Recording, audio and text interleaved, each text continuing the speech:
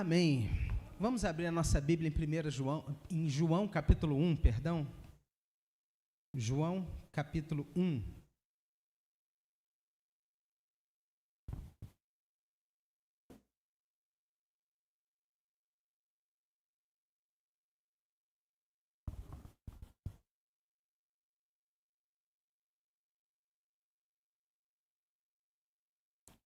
Evangelho de João, capítulo de número 1.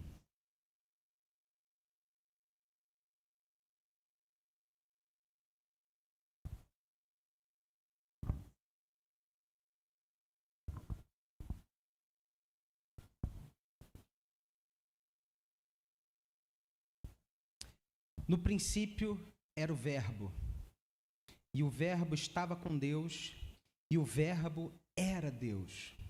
Ele estava no princípio com Deus.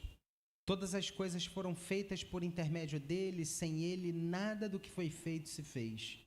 A vida estava nele, e a vida era a luz dos homens. A luz resplandece nas trevas, e as trevas não prevaleceram contra ela. Houve um homem enviado por Deus cujo nome era João. Este veio como testemunha para que testificasse a respeito da luz, a fim de todos virem a crer por intermédio dele. Ele não era luz, mas veio para que testificasse da luz, a saber, a verdadeira luz que, vinda ao mundo, ilumina todo o homem. O Verbo estava no mundo. O mundo foi feito por intermédio dele, mas o mundo não o conheceu.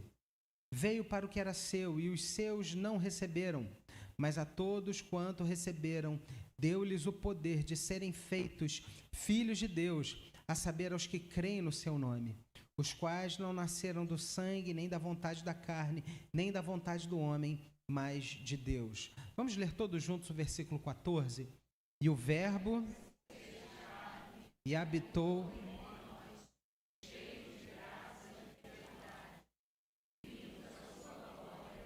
glória como do unigênito do Pai. A luz que brilha nas trevas. Quando nós participamos de um momento como esse, que é o momento da ceia, nós temos uma rica possibilidade de sermos alimentados por Deus, para sermos fortalecidos para os desafios que nós temos adiante de nós. A igreja, ela pode ser reconhecida de diversas formas. Biblicamente, por exemplo, a igreja é o corpo de Cristo. Então, nós somos membros desse corpo. Eu sou um dedinho, você é um cotovelo, a outra irmã ali é um nariz, e todos nós fazemos parte desse corpo. Você já deu uma topada com o dedo mindinho numa quina? Isso já aconteceu comigo. Dói, não dói? Mas é o dedo mindinho. Dói, não dói? Por que dói? Porque faz parte do corpo. E aí entenda, se faz parte do corpo, é porque isso tem o seu lugar, isso tem a sua importância. Todos nós temos o nosso lugar, todos nós temos a nossa importância para Deus, para a igreja. Porque o cabeça desse corpo é Cristo. Então, quando um membro desse corpo sofre, todos sofrem. Todos sentem. Isso faz falta. Você não poder usar esse membro do corpo. Deixa eu contar uma história para vocês, gente. No passeio da igreja, nem deveria falar isso. Fui jogar bola. Rapaz, eu destilei meu futebol. Mas num pique daquele que eu dei, porque eu sou tipo o Mauricinho do Vasco da Gama, né? Veloz, né? Até parece. Num pique que eu dei, eu machuquei meu pé direito. Eu tô até hoje com o pé doendo. Eu ontem estava pensando sobre isso. Falei, cara, já passou muito tempo e meu pé continua doendo. E aí, de manhã, quando eu acordo, às vezes eu acordo até meio mancando por conta disso. Por quê? Faz parte do meu corpo. É interessante a gente pensar que a ceia, ela é uma expressão para nós que somos igreja muito importante. A ceia, ela tem um lugar muito especial na vida da igreja. Por quê? Porque a ceia, ela é um sacramento. Vamos lá, vamos traduzir em palavras alguns conceitos que às vezes são um pouco difíceis. O que é um sacramento? O sacramento é um sinal visível de algo que aconteceu aqui dentro. Então, a ceia, ela é um sacramento. Por quê? Eu estou falando que porque creio em Jesus, eu me alimento dele, Cristo habita em mim, e eu participo da ceia porque eu celebro isso, essa presença de Cristo no meio do corpo e que me alimenta também. O batismo é um sacramento. Nós acreditamos em 2 sacramentos, a ceia e o batismo. Por que o batismo é um sacramento? Porque o batismo, ao contrário do que você pensa, o batismo ele não é somente algo que te abençoa, mas o batismo é um sinal. Para que serve um sinal de trânsito? Para transmitir uma mensagem. E que mensagem é essa que você transmite quando você é batizado? Você transmite um sinal para a igreja, para os irmãos, dizendo assim, olha, eu também nasci de novo, como vocês. Eu também creio em Jesus como meu único e suficiente Salvador. Essa é a mensagem do batismo, que eu creio em Jesus, eu nasci de novo e eu aponto para os meus irmãos também, olha, eu também faço parte desse corpo. É fantástico a gente perceber que tudo isso acontece a partir da mensagem de Natal, a partir dessa ação de Deus que vem ao nosso encontro para nos salvar através de Cristo Jesus. O texto que nós lemos, ele fala sobre isso. Nós ceiamos porque Cristo veio ao mundo. Nós somos batizados porque Cristo veio ao mundo. E agora, o que é mais incrível, nós estamos reunidos aqui. Nós somos igreja, a igreja existe porque Cristo veio ao mundo. E o texto que a gente leu, ele começa dizendo sobre isso. No princípio era o Verbo, e o Verbo estava com Deus. Ele estava no princípio com Deus. Todas as coisas foram feitas por intermédio dele, e nada do que foi feito, e sem ele nada do que foi feito se fez. A vida estava nele, e a vida era a luz dos homens. O que esse versículo está querendo dizer? Que Jesus, ele é Deus. Jesus, ele é o Deus encarnado. Quando eu creio em Jesus, eu creio em Deus.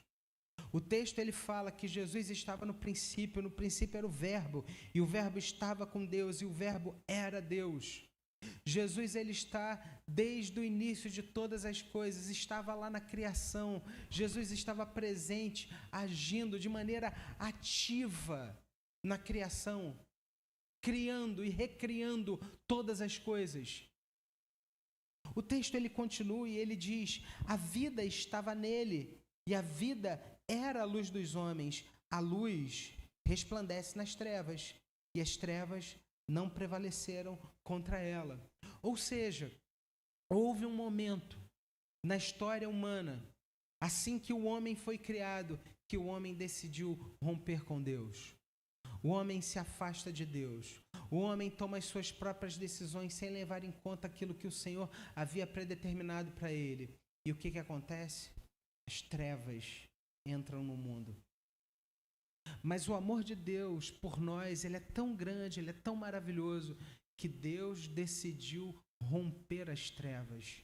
Olha o que o texto diz: a luz resplandece nas trevas e as trevas não prevaleceram contra ela.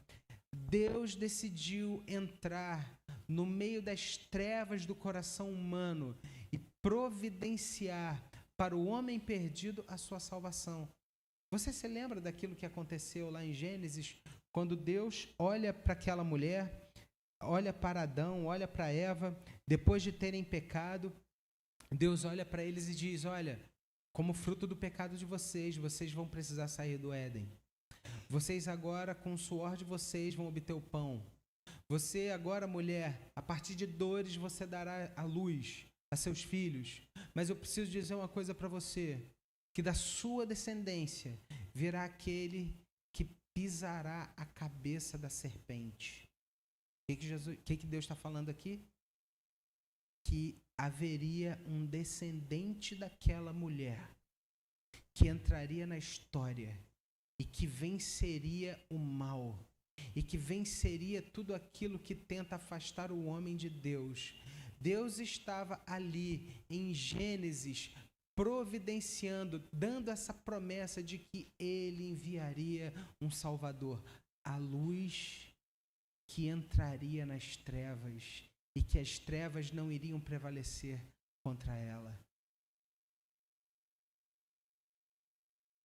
Eu quero que você pense um pouco agora na sua vida, como uma mulher de Deus que você é, como um homem de Deus que você é. Eu gostaria que você se lembrasse daquele momento anterior na sua vida, quando você não cria em Jesus. Aquele momento da sua vida em que você vivia a seu bel prazer, a sua própria maneira, até o dia que a luz de Cristo entrou no seu coração e irradiou sobre você. A luz que resplandece nas trevas. O texto, ele continua dizendo, e ele fala assim: houve um homem enviado por Deus, cujo nome era João. Esse veio como testemunha para que testificasse a respeito da luz, a fim de todos virem a crer por intermédio dele. Ele não era luz, mas veio para que testificasse da luz. E que luz é essa? A luz, a verdadeira luz que, vindo ao mundo, ilumina a todo homem. O texto está falando que Deus providenciou alguém que iria preparar o caminho, João Batista. João Batista, ele veio e ele pregava uma mensagem. Qual era a mensagem de João Batista? Arrependam-se, arrependam-se, arrependam-se. Vem aí alguém que é maior do que eu. Arrependam-se porque o tempo está próximo. É interessante porque a palavra de João Batista é uma palavra que tem se perdido muito nos nossos dias. Falamos um pouco a respeito disso hoje pela manhã na escola dominical.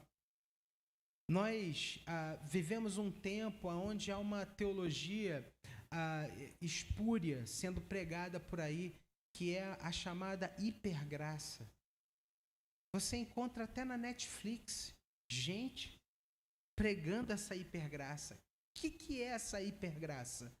É aquela mensagem que diz assim: olha, Deus, ele tem algo maravilhoso para fazer na sua vida. Você vai experimentar coisas fantásticas e incríveis.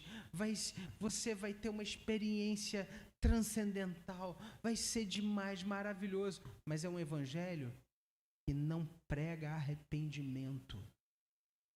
É um evangelho que só prega benefício, que só te apresenta benefício, mas que não te leva a reconhecer aquilo que está errado na sua vida. Isso é um falso evangelho. Porque a mensagem de Jesus é essa: arrependam-se. A mensagem de João Batista era essa: vem aí aquele que endireitará as veredas, arrependam-se. O grande problema é que hoje existem pessoas que querem viver um evangelho à moda do freguês. O que você quer? Eu quero isso. E você quer que o evangelho se adapte à vida que você já predeterminou a viver. Não, eu quero um evangelho que me dê isso. Só que a gente inverte as coisas. Porque Cristo é Senhor. A luz resplandece nas trevas. Quando Cristo entra no nosso coração, Ele entra para iluminar todas as coisas. Já dei esse exemplo aqui. Quero pedir licença para dar ele outra vez. Há tempos atrás, um casal da nossa igreja, um casal que não era cristão, eles tiveram um encontro com Jesus. E eu comecei a fazer um discipulado na casa desses irmãos. Eles moravam em Irajá. E eu me lembro que, certa vez, estando na casa deles, no meio do discipulado, faltou luz. Olha só. Em Irajá, faltou luz. Eu falei, rapaz, aqui é natividade agora. Como se Jacarepaguá fosse muito diferente, né? E aí, eu peguei um papel, uma folha de papel, piquei no chão. Piquei a folha de papel toda e joguei no chão da sala deles. Eu fiz uma sujeira enorme. E aí, quando a luz voltou, a dona da casa falou, o que é isso? E eu falei para ela assim, você viu que quando a luz brilha, nós vemos a sujeira. Mas quando não há luz, a gente não enxerga o que está sujo. É isso que Cristo faz na nossa vida. Quando Ele entra no nosso coração, Ele revela aquilo que precisa ser transformado, aquilo que precisa ser mudado em nós, aquilo que precisa ser limpo. Mas qual é o grande problema hoje? As pessoas, elas não querem mudar. Elas querem um Jesus que se adapte à vida que elas estão predeterminadas a viver. O que é isso? É tudo menos evangelho. O texto, ele continua a saber que luz é essa que João pregou, a verdadeira luz que, vinda ao mundo, ilumina a todo homem. O que esse ilumina quer dizer? Vamos pensar aqui um pouco sobre isso. Eu posso dizer para você que tem a ver com duas coisas principais. Primeiro, revelar aquilo que há no nosso coração. E esse revelar não é apenas um revelar de pecado. Não é apenas mostrar aquilo que está sujo, mas é trazer uma luz ao nosso coração que revela o amor com que nós somos amados. Então, essa luz que ilumina o coração, ela mostra o que há de errado, mas mostra também o amor de Deus por nós. Mas não somente isso. É uma luz que dá uma nova direção. É uma luz que mostra um caminho novo. Quando Jesus brilha sobre o nosso coração, quando Ele brilha na nossa vida, Ele nos mostra uma nova caminhada, uma nova direção. Eu preciso dizer uma coisa para você. Quantas vezes eu e você não estamos com dúvida? Quantas vezes nós não sabemos para onde ir, o que fazer? Até que nós oramos e pedimos a direção ao Senhor. E Ele nos ajuda. E Ele nos mostra um caminho. Quantas vezes a gente está passando por um momento tão difícil, tão complicado, onde a gente não tem saída, até que Deus vai e abre uma porta. Porque Ele é essa luz que dá um caminho novo e que providencia coisas novas para nós. O texto, ele continua dizendo, o verbo estava no mundo. O mundo foi feito por intermédio dele, mas o mundo não conheceu. Versículo 11. Veio para o que era seu e os seus não receberam. Lamentavelmente, existem pessoas que não querem saber dessa luz. Existem pessoas que não querem conhecer essa luz, que não estão interessadas em receber essa luz de Deus, esse brilho de Cristo em seus corações. São pessoas que estão determinadas a viver nas trevas. São pessoas que não querem conhecer a Deus. São pessoas que não têm o coração aberto para ouvir a voz de Deus. Eu espero de todo o meu coração que você jamais perca esse desejo. Que o seu desejo seja sempre esse. Senhor, eu quero ouvir a tua voz. Senhor, fala comigo. Senhor, me mostra a tua vontade. Senhor, me dá da tua direção. Senhor, lembra da oração do salmista? Vê se há em mim algum caminho mau e guia-me pelo caminho eterno. Brilha, Senhor, com a tua luz sobre o meu coração. Versículo 12. Olha a promessa aqui. Mas a todos quantos o receberam, deu-lhes o poder de serem feitos filhos de Deus, a saber, os que creem no seu nome. Filiação, adoção.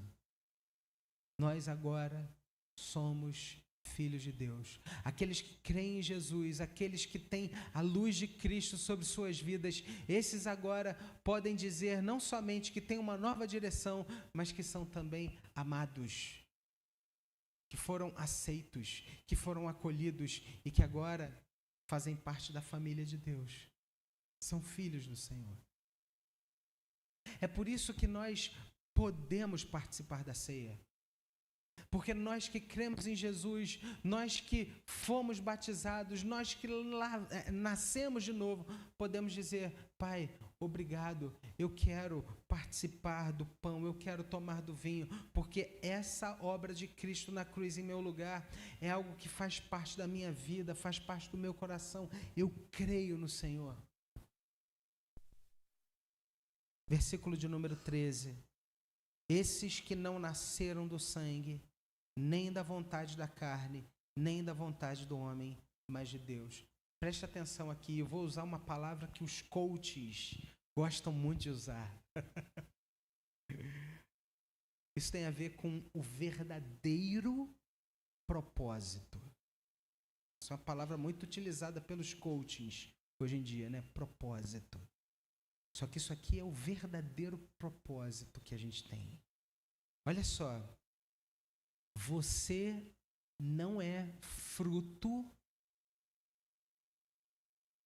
de um nascimento inesperado. Você não foi um erro de cálculo. A sua vida é um projeto de Deus. Guarda isso todas as vezes que você se sentir perdido, fraca, sem direção. Você não nasceu do sangue, nem da vontade da carne, nem da vontade do homem. Eu nasci da vontade de Deus. Olha o que diz o versículo 13. A sua vida, ela é antes de mais nada um projeto do Senhor. E Deus te fez do jeito que você é, com os traços que você tem, para que você, por meio da sua vida, aponte para Deus. Eu sei que ao longo da nossa vida acontecem algumas coisas que são inesperadas para nós, é verdade. Eu sei que nós experimentamos e às vezes adentramos em caminhos muito difíceis, passamos por desertos, é verdade. Mas nós podemos dizer que a nossa vida não está perdida no acaso. Nós somos filhos amados de Deus. E Deus está conosco em todo o tempo.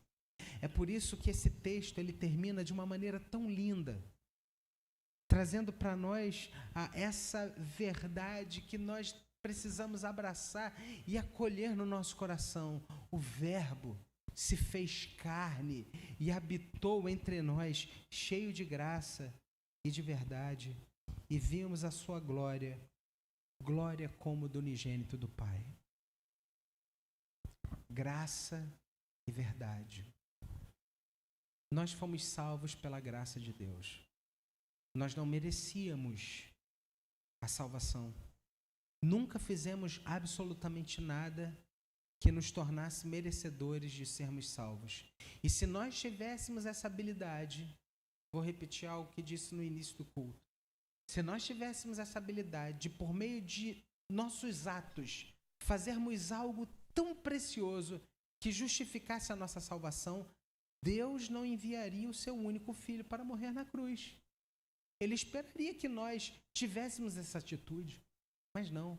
É porque nós não conseguimos produzir algo que nos habilite a sermos salvos, é que Deus envia o seu filho para morrer no nosso lugar. Graça e verdade. Que verdade é essa? Quem é você agora? Quem é você, Celi?